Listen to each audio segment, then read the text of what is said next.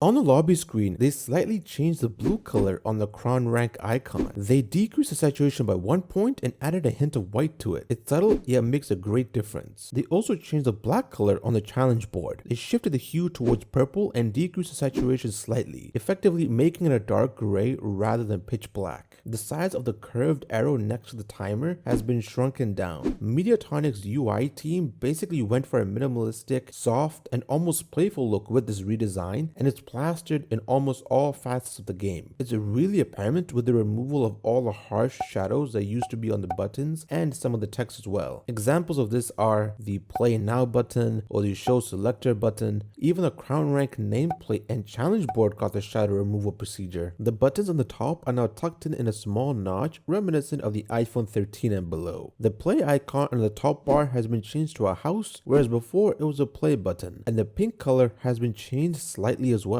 They increased the saturation, making it more vibrant than it was previously. In the old UI, when you're in a menu, that button turned pink to let you know you're in that menu. Now what you may not have noticed are the little bubbles on the pink button, but when it's blue is when the bubbles aren't there. Now in the 5.2 update, it's flipped. The little bubbles are on the buttons that haven't been selected or when they're blue, and when it's pink is when it doesn't appear. While you could always switch tabs with L1 or R1 on PlayStation, with the new update they now put those buttons on the notch itself. A neat touch for new players who might not know that. You can now press L2 to check your Fame Pass progress. That was a shortcut key that wasn't added before, along with changing the invite players text to an icon. The options icon has been added to the top right, and you can get to it by pressing the options key on PlayStation. If you look at the bottom of the banners right there, you'll notice a slight blur at the very bottom of the list, whereas before the 5.2 update, the blur wasn't there. The attention to detail isn't something the average player will notice, but it's such a nice touch. For the 5.2 update, in the qualification box segment, they rounded the text and numbers ever so slightly. If I flip back and forth, you might be able to notice it. This change is one of the more subtle changes made. Notice the letter I in qualified and also the exclamation point. This brings home the theme of making things round and soft. In the map loading screen, the arched lines highlighted here move faster in the 5.2 update versus the 5.1 update. The background has been zoomed out slightly so you can see more of the symbols. They also added a white stroke on the rectangle at the bottom. The round over section has a wider field of view, and the blue shadow has been decreased to make the text look more thin, as well as the stroke around the text has been decreased compared to the original. The winner banner shares the same wider field of view along with thinner strokes and a thinner shadow. There's a starburst behind the winner banner, and they added a sheen effect, making the banner seem more glossy. This is one of my favorite additions they added. Speaking of winning, in the winner's podium, they made the winner text on the top left thinner by decreasing the stroke on the text. This is such a subtle change, but again, I love this type of changes.